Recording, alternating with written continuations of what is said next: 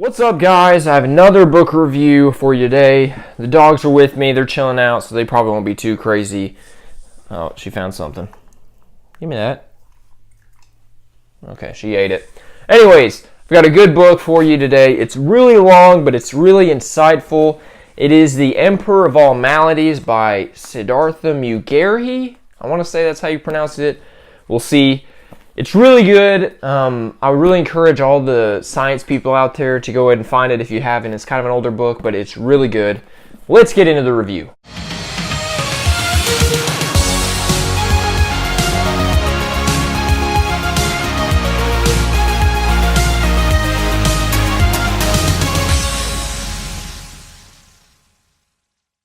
So the book is The Emperor of All Maladies, a biography of cancer, and that's exactly what it is, how they go about writing the book, or how the author does.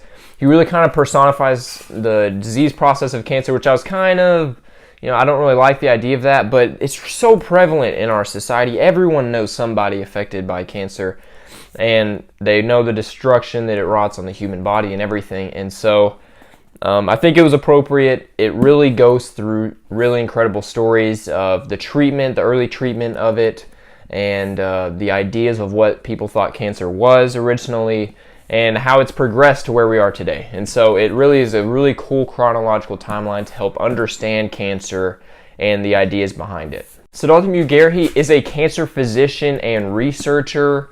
He has written many other books and collaborated on many other ideas.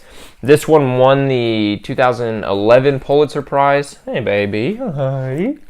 And so he really knows what he's talking about. He's, seen the stories. He's been involved in the stories of those that have had cancer and have overcome it, and some that haven't. And so he really knows what he's talking about. He's an excellent writer, does a really good job of bringing it down to terms where a layperson can understand it. So the review, as far as the style goes, it can be overwhelming in parts because it's very science heavy, but he really does a great job of bringing it down to a scale that we can understand it. I would really suggest to those that want to read this book to give yourself plenty of time to read it, because it can be overwhelming and you'll find yourself just skipping parts. What I like to do is I like to have a pen or pencil in my hand that I'll underline things that are interesting to me, that kind of caught my eye, just so I can keep a flow going and keep my attention on the book. I'd also suggest reading it in like short spurts. Like, the chapters aren't very big, so just pieces at a time, and you'll get through it fairly quickly, and you won't be too bogged down by the science and the politics and the bureaucracy of the war on cancer and things like that. But I really suggest that you tackle it that way, because it's not a hard book to read. It can just feel like a lot of information if you're trying to read it in very long periods of time. So for the length, it is pretty lengthy. It's just under 500 pages. I was kind of thankful, because by the time I was ready to be done with it, I still had about this much left to go, but it was all notes, all from his research for this book. And so it is pretty long. There's some parts that can bog you down if you're not ready for it. Again, just take your time with it and you'll get through it just fine. But it's interesting and it holds you on anyway.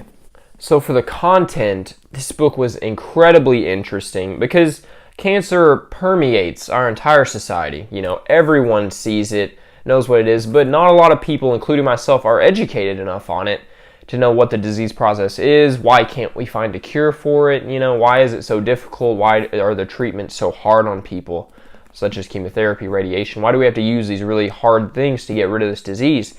And he really describes that, and I feel like after reading this, I can have an educated, informed conversation about cancer, not to the level of scientific research, but to the level of day-to-day conversation. Why is it so hard to treat? And so this really gives you a good eye-opening view of cancer, the basic mechanics behind it and what the treatments are trying to accomplish. I gave it 5 out of 5 stars. It's just too interesting, and too much effort was poured into this book to not give it anything otherwise, in my opinion. I absolutely loved it. It was really insightful, such a broad, emotional, raw topic, but he really brings it down to a level that's comprehensible, that's easy to understand, and it just makes sense whenever he writes about it. And so I would encourage anyone that is looking to become a medical student or work in healthcare, especially with cancer patients, to go ahead and read this, and it won't take too long. Also, if you've been a victim of cancer and you're confused about some of the treatments and why it's that way, this can be very beneficial, but you likely know just as much about that as this book does. And so if you're a family friend, if you're a family member of someone that has gone through cancer and you're just interested about it, then go ahead and crack it open, read. It's an incredible book. That's all I got today. The dogs were super well behaved. Thank you. Thanks for watching. This was a review by Conrad in the Making. If you liked it, go and subscribe. Stay up to date on a lot of book reviews. I've got loads of others to do. My bookcase is slowly filling up and I love it. So I'll see you guys next time. This is Conrad in the Making. Peace out.